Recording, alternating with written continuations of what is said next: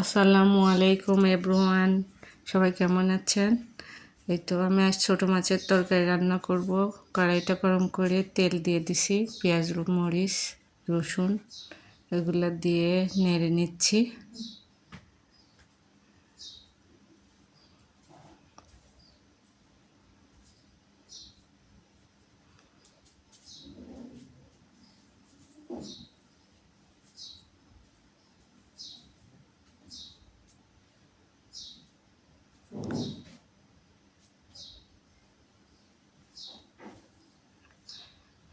নতুন পেঁয়াজ এই জন্য একটু লবণ দিয়ে নিলাম, যাতে তাড়াতাড়ি আমার পেঁয়াজ ভাজাটা হয়ে যায়। এ পর্যায়ে প্রায় হয়ে গেছে। নতুন পেঁয়াজ বেশি লাল লাল হবে না, বুঝে নিতে হবে। এ পর্যায়ে হয়ে যাচ্ছে, একটু নেড়ে নেব। এই যে হালকা লাল লাল হয়ে গেছে, এ পর্যায়ে আমি হলুদের গুঁড়া যোগ করব।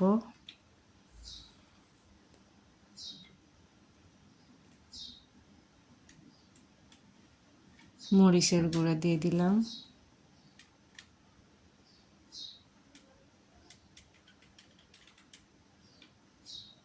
আর একটু হলুদ দিয়ে দিলাম, মনে হচ্ছিল কম হয়েছে, ওই জন্য আবার দিয়ে দিলাম।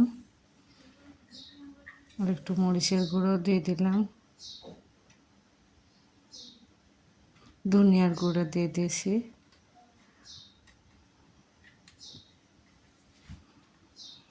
এটা ক্যামেরাতে ধরা পড়েনি যে আমি ধনিয়ার গুঁড়োটা দিয়ে দিয়েছিলাম।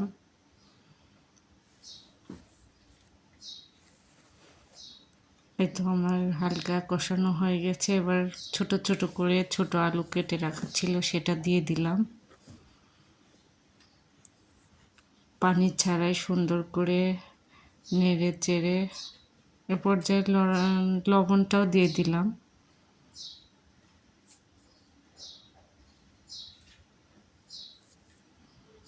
পানি দেওয়া না, শুধু কষা কষা করে আলুটা আগে নেড়ে নেব। মশলার সাথে উল্টায় পাল্টায় মিশিয়ে নেব।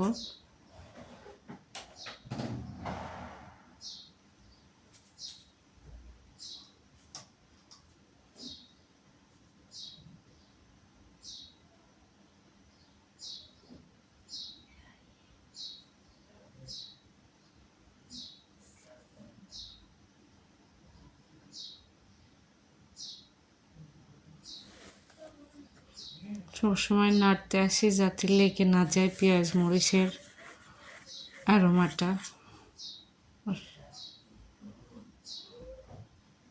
হ্যাঁ, কষানো হয়ে গেছে। এবার একটু আমি বেগুন কাটা রেখেছিলাম, সেটা দিয়ে দিলাম।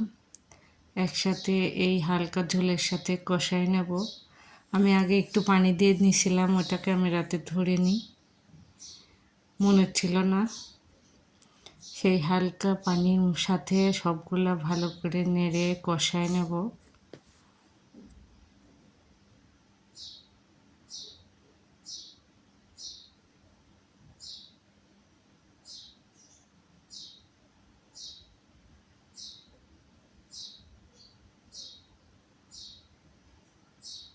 তো এই পর্যায়ে আমি পানি দিয়ে নিছি। পানিটা আর একটু বলক হয়ে উঠে এসেছে। এই পর্যায়ে আমি মাছটা যোগ করে দিচ্ছি।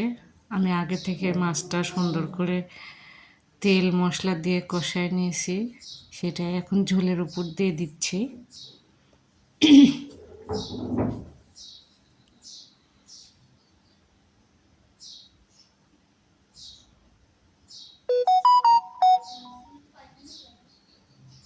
বেশি নাড়বো না, মাছগুলো ভেঙে যাবে। খুব ছোট ছোট।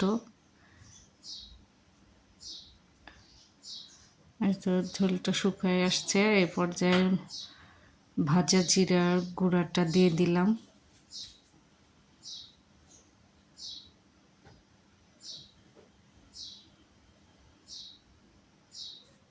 হালকা হাতে নেড়ে নেব, যাতে ঝোলের সাথে মশলার গুঁড়োটা মিশে যায়। ওইভাবে সাহস পাচ্ছিলাম না, কড়াইটা ধরে ঝাঁকি দিয়ে দিলাম যাতে মাছগুলো না ভেঙে যায়।